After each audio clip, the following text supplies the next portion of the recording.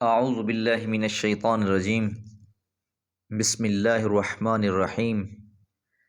اذ انتم بالعدوۃ الدنیا وهم بالعدوۃ القصوى والركب اسفل منکم ولو تواعدتم لاختلفتم في الميعاد ولكن ليقضي الله امرا كان مفعولا ليهلك من هلك عن بينة ويحيى من حي عن بينة وإن الله لسميع عليم۔ سورۃ الانفال آیت نمبر 42۔ اذ انتم جب تم تھے، بالعدوۃ الدنیا وادی کے اورلے کنارے پر۔ عدوہ کہتے ہیں کنارے کو، اور دنیا دنا یدنو سے ہے، اور اس کا مطلب ہوتا ہے قریب والا۔ اس آیت مبارکہ میں اللہ تعالیٰ جنگ بدر کا منظر پیش کر رہے ہیں کہ وادی بدر ہے، اس کنارے پر جس طرف مدینہ ہے مسلمانوں کی جماعت ہے، وہم اور جو دشمنوں کی جماعت تھی، کفار کا لشکر تھا، بالعدوۃ القصویٰ وہ دور والے کنارے پر تھے، یعنی جو مکہ سے قریب تھا اور مدینہ کی طرف سے دور ہو رہا تھا۔ والرکب اور قافلہ اسفل منکم تم سے نیچے تھا۔ یہ اللہ تعالیٰ کی اس تدبیر اور کار سازی کی ایک مثال بیان ہوئی ہے، جس کی طرف اوپر والی آیت میں بھی اشارہ ہوا ہے کہ کس طرح اللہ نے تم کو ٹھیک وقت پر دشمن کے مقابلے کے لیے محاذ جنگ میں پہنچا دیا، کہ وادی کے ایک سرے پر تم پہنچے، دوسرے سرے پر قریش تھے، اور قافلہ قریش نیچے ساحل سمندر کی طرف سے گزر رہا تھا۔ حضور صلی اللہ علیہ وسلم کو قریش کی فوج اور قافلے کی آمد کا نقشہ اللہ تعالیٰ نے خواب میں دکھلا دیا تھا۔ اسی رویا یعنی خواب کی رہنمائی کے مطابق آپ مدینہ سے نکلے، اور ٹھیک اس وقت آپ وادی بدر میں پہنچ گئے جب قریش کی فوج قافلے کی حفاظت کے بہانے وادی کے دوسرے کنارے پر پہنچی۔ فوج کا دشمن کے مقابلے کے لیے ٹھیک وقت پر اپنے محل وقوع پر پہنچ جانا کوئی معمولی بات نہیں ہے۔ جنگ کا بہت کچھ انحصار اسی پر ہوتا ہے، معمولی تاخیر بھی بسا اوقات شکست کے مترادف بن جاتی ہے۔ پھر وقت سے پہلے پہنچنے میں بھی خطرات اور نقصانات سے خالی نہیں، اور کچھ نہیں تو مسلمانوں کے لیے رسد کا مسئلہ ہی بہت بڑا مسئلہ تھا، بالخصوص اس زمانے میں جب مسلمان نہتے تھے اور نہایت غریب بھی۔ تو فریقین اس معاملے میں چالیں بھی چلتے ہیں، جن سے ان کا مقصود ایک دوسرے کو دھوکہ دینا ہوتا ہے۔ تو بہرحال اللہ تعالیٰ کا منشا اور مرضی یہ تھی کہ اللہ تعالیٰ نے وہاں سے کفار کو اس وادی کے کنارے پہنچا دیا، اور دوسری جانب مسلمانوں کو بھی اسی جگہ پر اللہ تعالیٰ نے پہنچا دیا۔ اور اللہ تعالیٰ کا مقصد یہ تھا کہ اللہ تعالیٰ حق اور باطل کے اس معرکے میں حق کو اونچا کر دے، حق کو غالب کر دے، اور کفر کو نیچا دکھا دے، کیونکہ وہ اسی بات پر بہت زیادہ انحصار کر رہے تھے۔ اس معاملے میں اللہ تعالیٰ کی کچھ تدبیریں تھیں جس سے باقی مسلمان بھی صحیح طرح سے آشنا نہیں تھے پورے کے پورے، اس لیے اللہ تعالیٰ نے پھر بعد میں اس بات کو واضح کیا کہ اللہ تعالیٰ نے کس طریقے سے اس معاملے کو یہاں تک رہنمائی بخشی۔ وَلَوْ اور اگر تواعدتم تم ایک دوسرے سے وعدہ کرتے، یعنی میعاد مقرر کرتے، لاختلفتم فی المیعاد تو پھر تم ضرور اس میں اختلاف کر بیٹھتے، یعنی مقرر وقت میں تم آگے پیچھے ہو جاتے۔ تو یہ کوئی طے شدہ جنگ نہیں تھے کفار اور مسلمانوں کی طرف سے کہ ہم نے فلاں جگہ پر جمع ہونا ہے اور ہم نے جنگ کرنی ہے،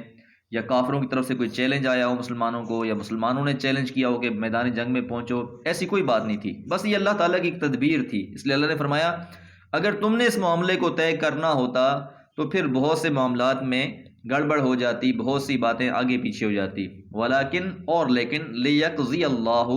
تاکہ فیصلہ کر دے اللہ تعالیٰ، امرن اس معاملے کا، کان مفعولا جو ہو کر رہنا ہے۔ یعنی اللہ تعالیٰ نے اپنی خاص تدبیر کار سازی سے تم کو اور تمہارے دشمنوں کو اس طرح ایک دوسرے کے آمنے سامنے اس لیے لا کھڑا کیا ہے کہ وہ بات واقع ہو جائے جس کا واقع ہونا اس کی اسکیم میں طے پا چکا تھا۔ لیہلکا اور مقصد کیا ہے؟ لیہلکا من ہلکا تاکہ ہلاک ہو جائے جس نے ہلاک ہونا ہے، ام بینتاً واضح طور پر، وَيَحْيَا اور باقی رہے زندہ رہے من حیا جو زندہ رہا عن بینۃ واضح طور پر۔ تو یہ وضاحت ہو چکی کہ اللہ تعالیٰ کی یہ کارسازی تھی کہ اس کے فوائد اور مسالے بھی، مطلب یہ کہ اللہ نے چاہا کہ قریش اور مسلمانوں میں ایک ٹکر ہو اور فرقان نمایاں ہو جائے، جو حق کو حق ہونا اور باطل کا باطل ہونا واضح کر دے، تاکہ اس کے بعد ہلاکت کی راہ اختیار کرے وہ بھی اتمام حجت کے ساتھ یہ راہ اختیار کرے، جو زندگی کی راہ اختیار کرے یعنی اسلام کی راہ اختیار کرے وہ بھی ایک روشن دلیل دیکھ کر اختیار کرے۔ ہلاکت اور زندگی سے مراد ظاہر ہے یہاں روحانی اور معنوی ہلاکت اور زندگی ہے۔ بدر کے مارکے نے اہل کفر اور اہل ایمان دونوں گروہوں کے سامنے ایک ایسی واضح برہان رکھ دی، ایسی واضح دلیل رکھ دی کہ نہ اہل کفر کے لیے کوئی عذر باقی رہا، نہ اہل ایمان کے لیے کوئی ابہام۔ ان کے لیے ان کا کفر بالکل عریاں ہو کر سامنے آ گیا، اور اہل ایمان کے لیے ان کا ایمان سورج کی طرح چمک کر سامنے آ گیا۔ وَإِنَّ اللَّهَ اور یقیناً اللہ تعالیٰ لَسَمِيعٌ خوب سننے والا، ضرور سننے والا، علیم اور خوب جاننے والا ہے۔ یہاں یہ جو دو صفات بیان ہوئی ہیں سمیع اور علیم، تو مطلب یہ کہاں تم، کہاں قریش اور کہاں قافلہ، لیکن اللہ تعالیٰ نے سب کے بھید معلوم کر لیے، سب کی سرگوشیاں سن لی اور سب کے ارادے تاڑ لیے، اور سب کو اس طرح جمع کر کے وہ بات پوری کر دکھائی جو اس نے طے کر لی تھی۔ اس لیے اللہ تعالیٰ سمیع بھی ہے اور علیم بھی ہے۔ اللہ تعالیٰ سے دعا ہے اللہ تعالیٰ قرآن فہمی کی توفیق عطا فرمائے۔ وما علیہ الا البلاغ۔ اعوذ باللہ من الشیطان الرجیم، بسم اللہ الرحمن الرحیم۔ اذ یریکہم اللہ فی منامک قلیلا ولو اراکہم کثیرا لفشلتم وتنازعتم فی الامر ولکن اللہ سلم انہ علیم بذات الصدور۔ وَإِذْ يُرِيكُمُوهُمْ إِذَا الْتَقَيْتُمْ فِي أَعْيُنِكُمْ قَلِيلًا وَيُقَلِّلُكُمْ فِي أَعْيُنِهِمْ لِيَقْضِيَ اللَّهُ أَمْرًا كَانَ مَفْعُولًا وَإِلَى اللَّهِ تُرْجَعُ الْأُمُورُ۔ سورۃ الانفال آیات 43 اور 44۔ اذ جب، یوری کا وہ دکھا رہا تھا آپ کو، ہم انہیں، کون دکھلا رہے تھے؟ اللہ تعالیٰ، فی منامی کا آپ کے خواب میں، قلیلا تھوڑے۔ یہ اللہ تعالیٰ کی کارسازی کا ایک اور نمونہ کہ اللہ تعالیٰ نے پیغمبر علیہ الصلوۃ والسلام کو رویا میں کفار کی تعداد تھوڑی دکھلائی۔ رسول اللہ صلی اللہ علیہ وسلم نے ایک قلیل تعداد جماعت ہی کی حیثیت سے مسلمانوں کے سامنے اس کا ذکر بھی کیا، اور یہ خوشخبری بھی دی کہ یہ قلیل تعداد گروہ مسلمانوں سے مغلوب ہو جائے گا۔ اللہ تعالیٰ نے یہ اس لیے کیا کہ اگر ان کی کثیر تعداد میں دکھایا جاتا جتنے وہ ہیں، تو فی الواقع پیغمبر علیہ الصلوۃ والسلام لازماً اسی شکل میں مسلمانوں سے ان کا ذکر بھی کرتے، تو جو کمزور مسلمان تھے وہ ہمت ہار بیٹھتے اور جنگ کرنے اور نہ کرنے کے بارے میں مختلف الرائے ہو جاتے۔ اس لیے اللہ نے فرمایا وَلَوْ اور اگر آراکہم وہ دکھاتا آپ کو انہیں کثیراً بہت زیادہ لفشلتم تو تم لوگ پست ہمت ہو جاتے، ہمت ہار جاتے، وَلَتَنَازَعْتُمْ اور ضرور تم جھگڑ پڑتے فی الامر اس معاملے میں، کیونکہ ظاہری اعتبار سے اگر دیکھا جائے تو مسلمانوں کا مقابلہ، مسلمانوں کے پاس نہ ساز و سامان تھے، نہ گھوڑے تھے، نہ پوری تلواریں تھیں۔ اس کے مقابلے میں جو کافروں کا لشکر تھا وہ بہت زیادہ تیاری کر کے آیا ہوا تھا۔ تو اللہ تعالیٰ کی ایک حکمت تھی کہ اللہ تعالیٰ نے پیغمبر صلی اللہ علیہ وسلم کو وہ کم دکھلائے، اور مقصد یہ تھا کہ اخلاقی اعتبار سے، معنوی اعتبار سے، اور جو ان کی حیثیت تھی وہ بہت کم تھی۔ اس کی ایک وجہ یہ بھی تھی کہ اللہ تعالیٰ ان کی غیب سے مدد کرنے والا تھا، اللہ تعالیٰ فرشتے بھیج کر ان کی مدد کرنے والا تھا، جس طرح کے پیچھے بھی اس کا تذکرہ گزر چکا۔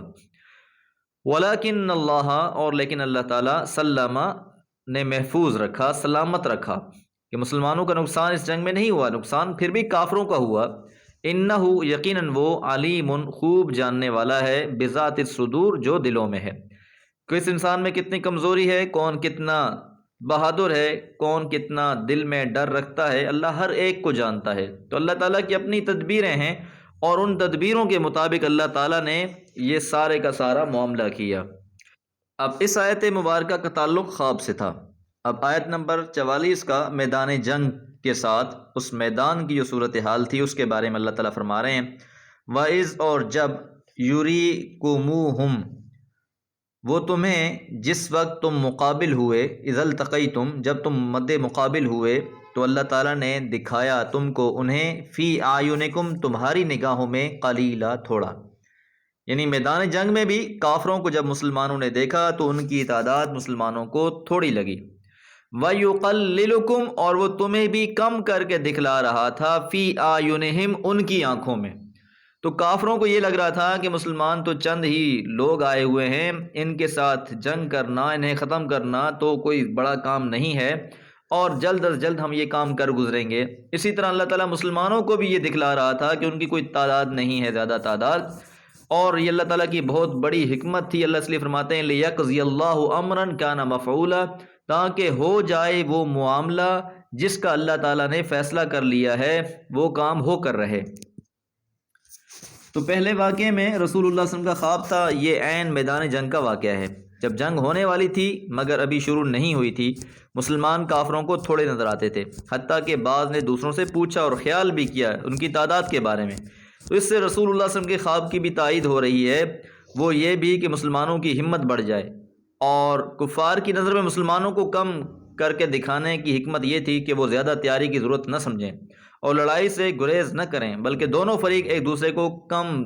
سمجھتے ہوئے لڑائی پر آمادہ ہو جائیں۔ یہ بات شروع کی ہے، مگر جب جنگ شروع ہو گئی تو کافروں کو مسلمانوں کی تعداد زیادہ نظر آنے لگی، جس طرح کہ آل عمران میں ہے وَأُخْرَىٰ كَافِرَةٌ يَرَوْنَهُمْ مِثْلَيْهِمْ رَأْيَ الْعَيْنِ، اور دوسری جماعت کافروں کی تھی جو مسلمانوں کو آنکھوں سے دیکھتے ہوئے اپنے سے دگنا دیکھ رہی تھی، تو اس کا فائدہ یہ ہوا کہ جنگ شروع ہو گئی، پھر شروع ہونے پر کافروں کے حوصلے پست ہو گئے اور جلد ہی شکست کھا کر پیچھے بھاگنے لگے اور مسلمانوں کے حوصلے بدستور بڑھتے رہے۔ اور لِيَقْضِيَ اللَّهُ أَمْرًا كَانَ مَفْعُولًا، یعنی تاکہ وہ کام ہو جائے جس کا فیصلہ اللہ تعالیٰ نے کر لیا ہے، یہ وہی اسلام کی فتح اور کفر کی شکست اور رسول اللہ صلی اللہ علیہ وسلم کی سچائی پر معجزانہ دلیل قائم ہو جائے، یہ اللہ تعالیٰ کا ایک فیصلہ تھا اور اس نے ہو کر رہنا تھا۔ وَإِلَى اللَّهِ اور اللہ کی طرف ہی ترجع الامور لوٹائے جاتے ہیں سارے کے سارے معاملے، یعنی وہ جو چاہتا ہے فیصلہ کرتا ہے، اور پھر جب اصل اختیار ہر چیز اللہ تعالیٰ کو حاصل ہے تو مسلمان کو چاہیے کہ اسی کو اپنا مقصود بنائے، اور پھر اللہ تعالیٰ نے یہ دکھلایا کہ اللہ تعالیٰ نے کس طرح مسلمانوں کی اس جنگ میں نصرت اور مدد فرمائی۔ بہرحال بہت سے معاملات میں اللہ تعالیٰ کی اپنی حکمتیں، اپنی تدابیر ہوتی ہیں جو کافروں کو سمجھ میں نہیں آتی، بعض اوقات مسلمان کو بھی ظاہری طور پر تو سمجھ میں نہیں آتی، لیکن وقت بعد میں اس بات کا فیصلہ کرتا ہے کہ واقعی مالک کی جو حکمتیں تھیں وہ اس میں خیر اور بھلائی ہی بھلائی تھی۔ اللہ تعالیٰ سے دعا ہے اللہ تعالیٰ اپنی رضا پہ راضی ہونے والا بنا دے۔ وما علیہ الا البلاغ۔